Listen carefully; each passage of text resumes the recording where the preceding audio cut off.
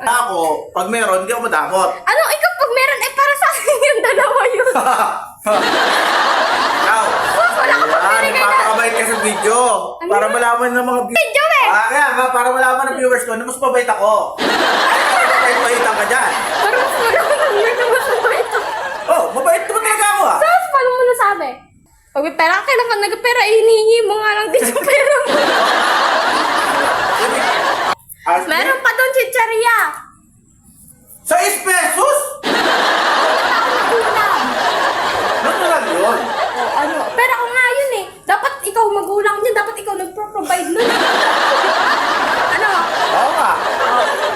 May Oh. sabi ka pa? Oh. Magiging apo ka ba kundi sa akin? Yeah, boy.